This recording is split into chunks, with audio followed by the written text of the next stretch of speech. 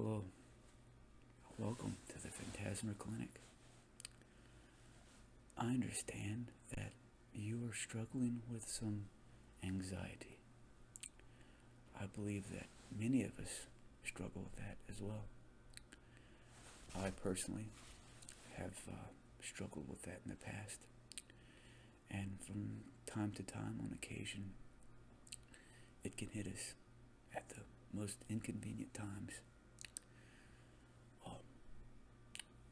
I'm so happy that you came to me at the Phantasma Clinic.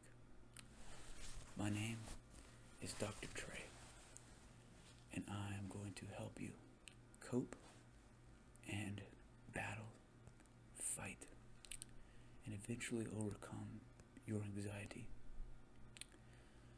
We are going to do a variety of ASMR tingles combined with some meditative relaxation exercises, as well as learn some history, some anxiety theory,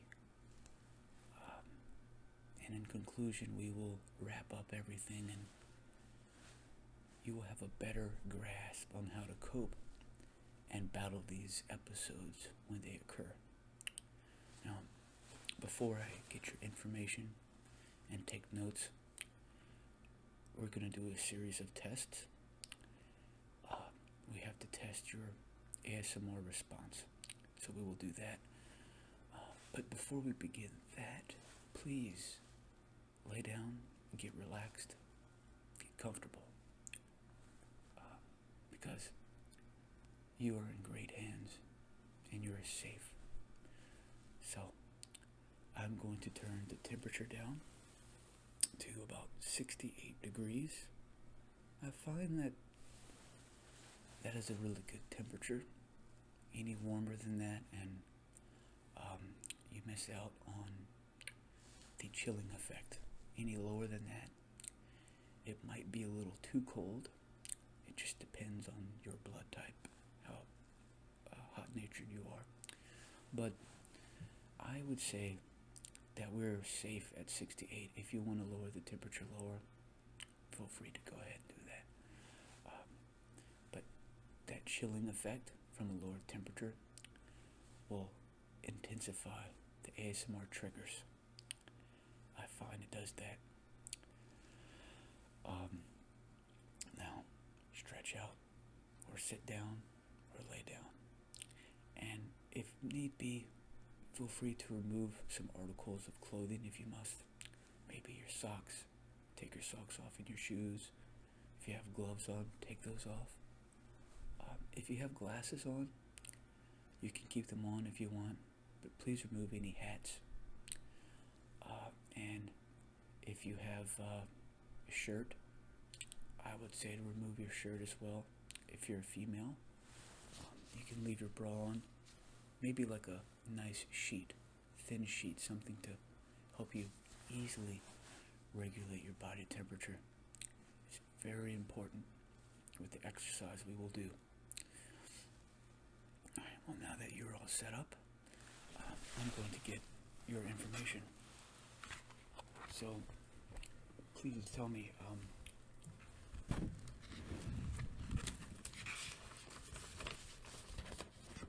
what is your name? Yes. Alright. How do you spell that?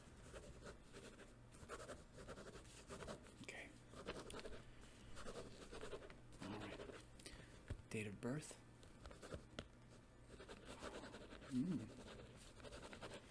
That's right near one of my favorite holidays.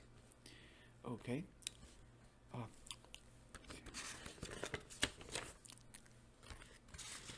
see.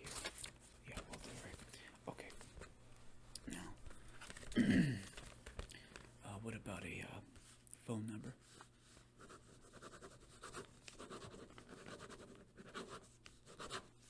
All right. Closest relative in case of emergency. Yeah. Their name?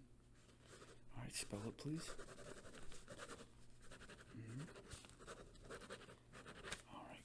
What's their phone number?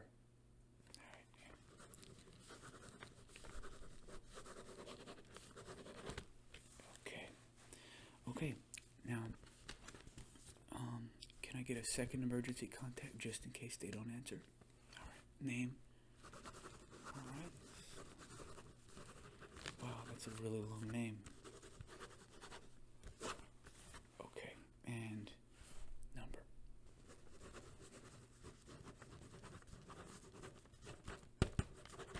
Okay. All right. Just need a few more things here. Current employment. Okay. How long have you been there? Okay. Do you smoke? All right. Do you drink? All right. If you do drink, about how many servings of alcohol a week? Okay. All right.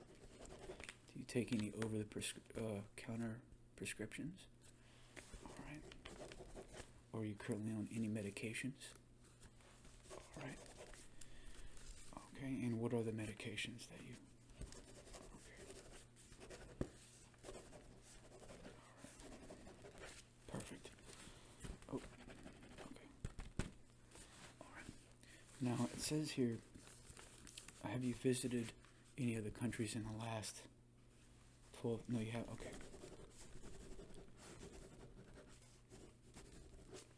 Okay. Are you married? Okay. And do you have any children?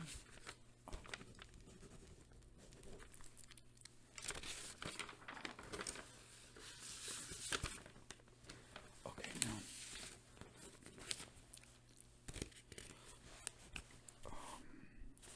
let's just fill this part out. This is for professional use.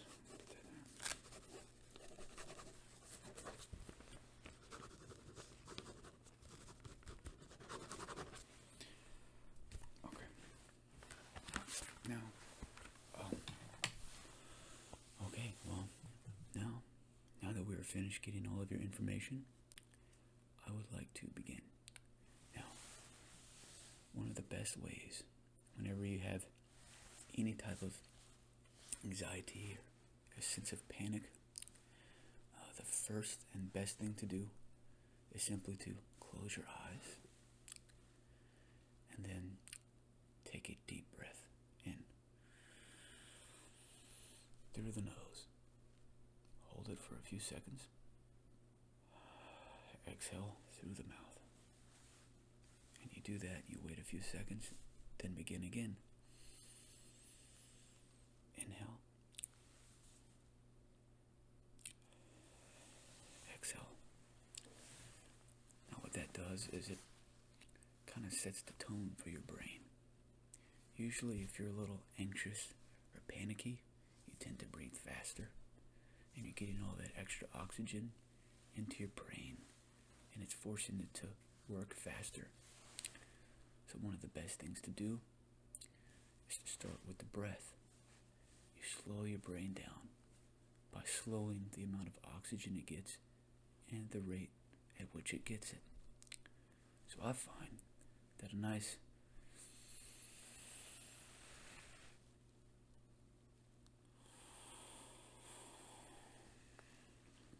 big deep breath really sets the tempo, and it shows your mind that you are in control, which is kind of ironic. Now, what I also like to do is to tell myself that everything is going to be okay. Not just because, Dr. Trey is going to take care of you, but because you are okay. If you're ever having anxiety or panic attack, always remember this. Nobody has ever died from an anxiety attack. That's right. You're not going to have a heart attack. You are not going to die. At least not yet. Now, one good thing to do when you tell yourself this is to believe it. Now, first, I want to make sure that cognitively everything is working properly. So I'm going to cover up right here, and I want you to look at this finger right here. Alright. There you go. Yeah. Just follow it. Good. Good. Great. Alright, now I'm going to do the other side. Follow it. Alright, good. Excellent. Perfect. Yeah. That's right. Okay. Now, let me know whenever you see. I want you to look straight in my eyes, and I want you to let me know whenever you see my hand come into your peripheral vision. Okay? Alright, good. Excellent. Okay. Very nice. Okay. Very good. Okay. Perfect. Very well. Looks like everything is working out just fine. So, well, now I would like to begin speaking more on the theory, some anxiety theory. I believe that this will help you. Know that you are okay, and that keep in mind that nobody, and I mean nobody, has ever died from an anxiety attack or a panic attack. You can Google it if you don't trust Dr. Trey, but it is in fact true. So whenever you do have an anxiety attack, remember, nothing's going to happen. Worst case scenario, you feel bad for a little while. But remember to start with those breaths. And in some cases, the best thing to do is put your head in between your legs as you crouch over and take slow, deep breaths. I believe that that works quite well. Also, know that there is no reason to be scared. Because you see, anxiety is a completely natural thing. Survivors have anxiety. And if you are experiencing that, or a panic attack, that means that you are a survivor. That's right.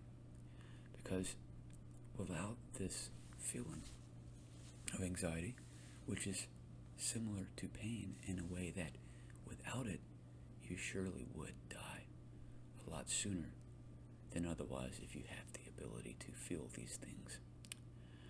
While they are unpleasant, it is inevitable. You have to feel this. Feeling unpleasant and unsafe is a fighting mechanism. It's your fight or flight. It really triggers that. Some people fight, some people fly away. We're going to teach you how to fight. So when it comes to anxiety, I always say that you need it. Because if you think about back in the day, whenever we were hunters and gatherers, we were active, moving around. And if we heard something in the grass, we would think, that could be nothing. Or you could think that could be a tiger. Now, the way that natural selection works is over thousands of years, all those people that were like, hey, that's nothing, many of them were eaten. And unfortunately, were not able to pass their genes down. However, the ones that thought that it was a tiger, they either fought or flew. And those are the people that have high anxiety, right? They pass their genes down. The higher anxiety, higher panic attacks, makes you a bit more paranoid, constantly looking over your shoulder.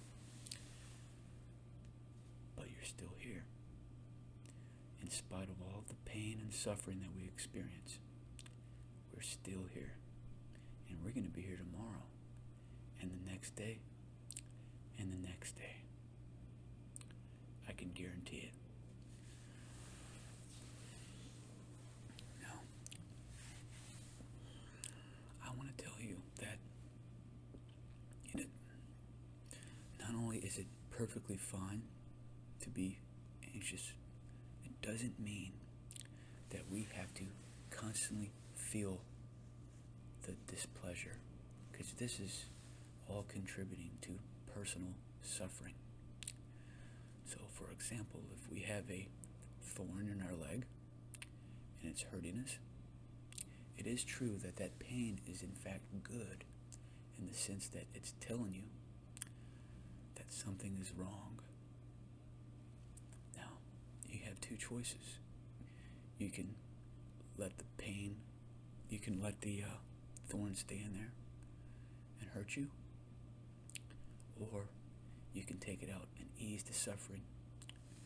So while we have just now learned that anxiety and panic attacks are natural and healthy in a sense, we're going to learn why we don't need to keep feeling these feelings. We don't have to continue with the suffering. We don't have to let it last. I'm going to show you exactly how to pull it out. And so far, you've already learned quite a bit. And that is first understanding and accepting and realizing that you're okay, that everything is going to be fine, you're not going to die, and that this is natural. There's nothing wrong with you. When it comes to this feeling, yes, we need to accept it. When you take your breaths in, think about the feelings that you're suffering from. How maybe your heart's elevated. Slow that down with breathing. You feel like maybe you don't feel happy. Maybe your head is pounding. Maybe you're having sweats. Maybe your body temperature is going cold and hot and cold and hot. Maybe you're having bowel issues. Maybe you're thinking bad thoughts. Maybe there's something you can't stop thinking about. Maybe it's a stupid song in your head that keeps playing over and over. Maybe this is all forcing a big headache. Maybe there's a bunch of other things you think you're going to die. But you will not. But understand that anxiety, usually when your body, like the pain from the thorn, right? Your body's telling you, hey, the pain is saying, hey, something is wrong. Well, the anxiety is also saying the same thing. Something is wrong. I know from personal experience and thousands of testimonies that some of the best ways to remove anxiety are as follows. And this isn't just a personal coping mechanism now, but this is to significantly reduce, if not completely end, future episodes. First thing would be to significantly, and I mean significantly, reduce the amount of sugar that you are consuming. Stay away from soft drinks, especially away from energy drinks. And if you do consume caffeine, consume very moderately. I prefer an all-natural source, such as coffee, and never consume it past 2 o'clock. If you sleep at 8 o'clock p.m., I wouldn't consume it past 12, actually. That's for the early birds. That will disrupt your sleep. In the morning, if you go outside, you definitely want to not put your sunglasses on right away. You need to let the sunlight absorb into your iris, because this is going to allow your clock, your circadian rhythm will begin when the sunlight hits your eyes, essentially. And whenever the sunlight goes down, you're supposed to get tired. You trick your brain by keeping the lights on your face at night with your tablet and electrical devices. So try to maintain that and control that. And if you do, you will be able to get really, really good sleep. Also, do not consume any food 2 hours before bed, because as your body digests the food, it takes energy, and it can't properly heal everything else in your body, including restoring some of your chemicals in your brain. If it's spending a lot of energy to break down food, this will disrupt your sleeping pattern. And sleep is the single most important thing, and that is why I brought that up first. Well, the sugary stuff too, the diets. But so now I say to cut back on the sugar because it is not natural for humans or any animal, unless you're a hummingbird or a honeybee. It is not natural for you to consume an exorbitant amount of sugar. This is going to keep your mood up and down, up and down. Your sugar levels will be all over the place.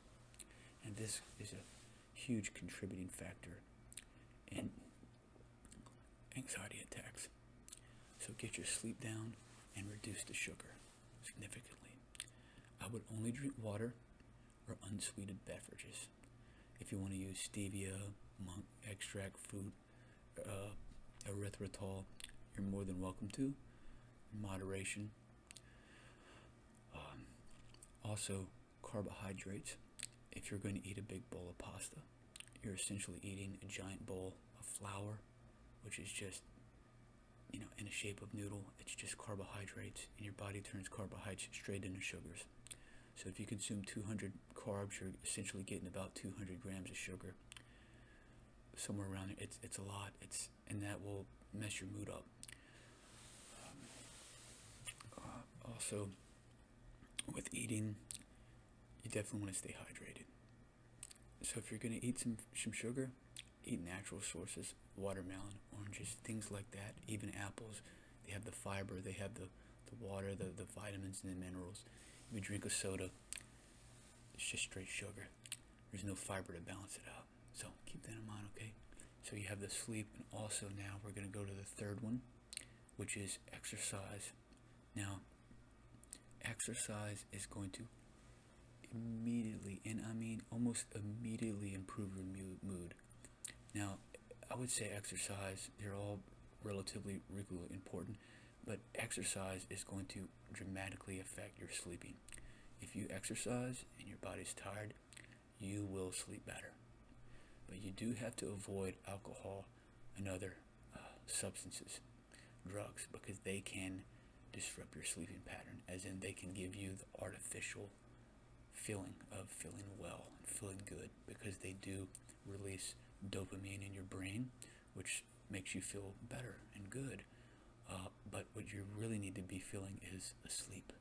So if you're smoking weed and drinking alcohol late into the night, it's going after working out. It's bad. You're going to be even more tired the next day. So the thing is think of your mind and your body as like a machine. It's a biological machine. So if you have a car, right, and you run it, and you're just constantly pushing the gas pedal, but you never stop to fill it for gas or change the oil, it's going to break down. It's going to stutter. It's going to let you know that, hey, something's wrong. And that's what anxiety is. It's like, look, a little too fast, too much, a little too much stimulation, with the social media and our video games and the music and all of this stuff. We're going, and we're constantly going. And we need to slow it down, right? We need balance in our life. It's okay to do those things, but we need balance. That's why I recommend meditating. And we can get into that in another visit. But today we're just going to continue to focus on the anxiety. Now, so with the exercising, it helps to release endorphins in your brain, which also makes you just feel better. Now, I usually tell people three times a week, at least, minimum 30 minutes a day, Now, this exercise needs to be something a little bit more intense than what you're used to. You should be pushing yourself, not necessarily to the limit, and I wouldn't recommend starting off very vigorous at first. I would build up to it, but you do need to break a sweat. Now, and you want your muscles to work, and you want to feel it. Now, this is going to do multiple things, but we're going to talk about two things. One, it's going to give you the sense of accomplishment, and two, it is going to release endorphins. Now, the endorphin is a huge thing. I don't know about you, but I can't feel anxious or sad or anything whenever I'm, breathing, panting and sweating heavily because I've exhausted myself. There's simply no time for that. And it's going to give you your confidence. Now, if you feel like it's not working that well, I would maybe even add another day, maybe a fourth day, or increase a 30-minute exercise to 40 minutes or beyond. But once you get those three things, the one, exercising, two, diet, and three, sleep, your life will improve dramatically. You'll see it. And your anxiety episodes will, not only will they decrease in frequency, but they will also decrease in magnitude.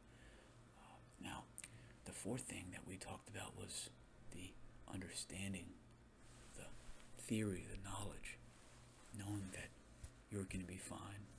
It's natural. It's healthy to feel anxious. This is letting you know that you need to make a change. You can't just simply sit around and hope that it's going to go away. But you have all of the tools now that I've told you. Like all of my other patients, I will check back with you frequently, okay? But whenever you need to, feel free to grab this video, and watch it and listen to the words, because I believe that they are true because they have helped me. I've learned this from other people as well, other doctors and spiritualists and non-spiritualists, people who have experience meditating, experience with the mind, also other people who have anxiety, and have, everyone has it to a certain degree. So you are not alone at all. We're all in this together, and I will always be here for you. This video will always be here for you if you need it. So thank you very much. And before we end, I would just like to quickly recap that you are not going to die. You are going to be okay. You're going to survive. That's what you are, a survivor. And that's exactly why you're feeling this anxiety, because you survive. You're going to beat this because you know how to control the mind with your breathing, right? To focus on your breathing, right? And you also know how to tell yourself that you're going to be okay, okay? You also believe that you can beat this by changing some of your eating habits around a little bit, right?